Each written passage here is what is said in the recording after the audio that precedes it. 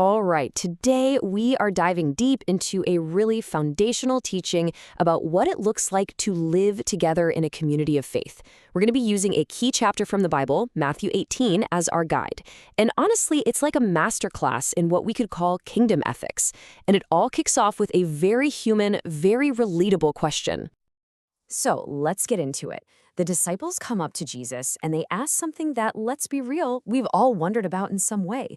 Who's the greatest? Who's at the top of the ladder? Who's the most important? They're thinking about power, about rank, about glory, really just the way the world normally works.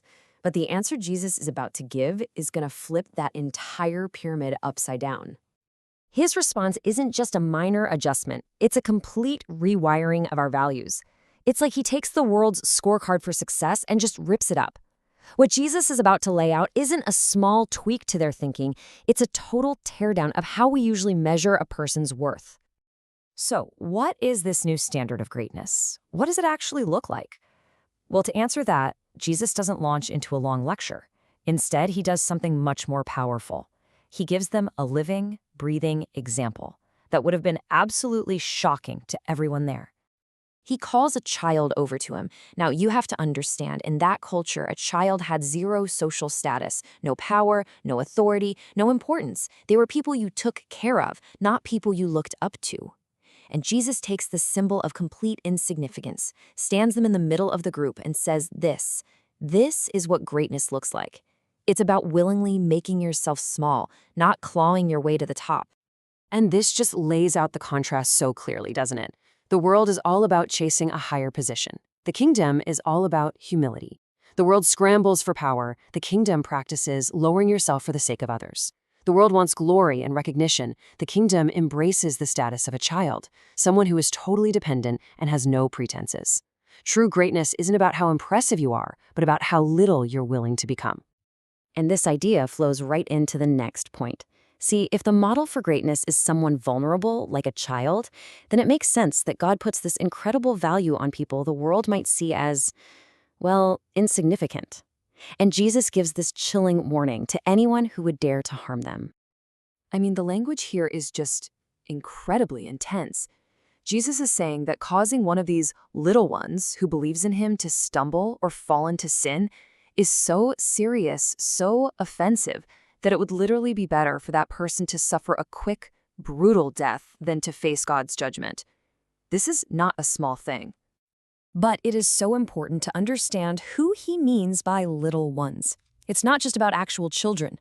The term really applies to any follower of Jesus who seems weak or unimportant or is easily overlooked by the world's standards.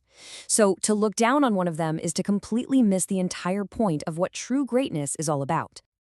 And to hammer this point home, Jesus tells the story of the lost sheep. Imagine a shepherd with 100 sheep. One of them wanders off. Just one. And what does he do? He leaves the 99 safe ones to go search for that single lost one. This story shows God's passionate, personal, relentless love for every single individual.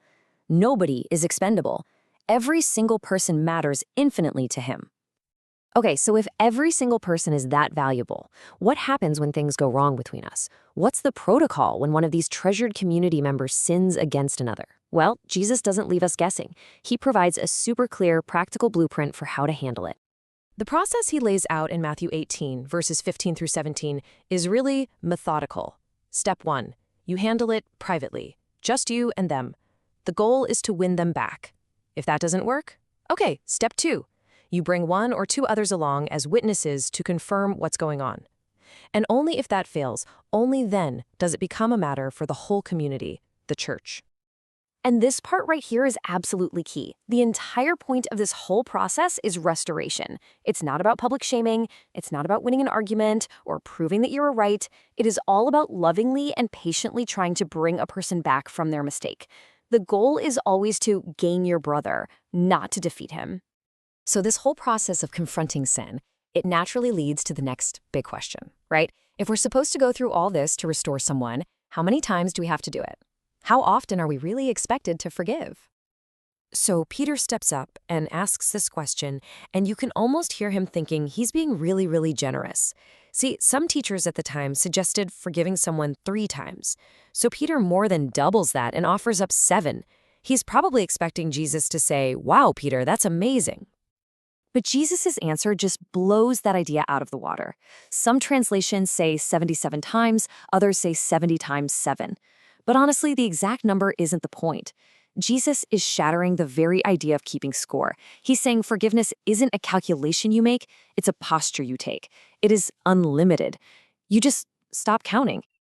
And to show just how serious this command is, why it's not just some nice suggestion, Jesus tells one of his most powerful stories. It's a parable that serves as both a profound illustration and a really sobering warning. The story starts with a servant who owes his king 10,000 talents. This is an astronomical, completely unpayable debt.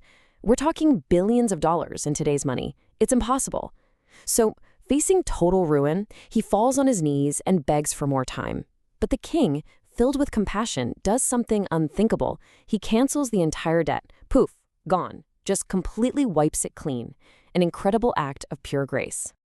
Now, watch what happens next. That same servant, fresh off of being forgiven this impossible sum, goes out and finds a fellow servant who owes him 100 denarii, a tiny amount, maybe a few months' wages. And what does he do? He grabs him, starts choking him, demanding to be paid back. And his fellow servant falls to his knees and begs, using the exact same words, "Have patience with me." But this time, there's no mercy. The sheer scale of the contrast here is just staggering. The second debt was a tiny fraction of the first, like 1/600,000th. It's like someone being forgiven their entire lifetime mortgage and then immediately having their friend arrested for an unpaid $5 coffee. The hypocrisy is just breathtaking. And the end of the story is where it all lands. When the king hears what this servant did, he is furious. He brings him back, reinstates the original massive debt, and has him thrown in jail. And then Jesus delivers the punchline. This is how God will treat us if we receive his immense, overwhelming forgiveness, but then refuse to forgive others from the heart. And that leaves us with this final, really challenging question to sit with. The whole logic of the kingdom is that we forgive because we have first been forgiven.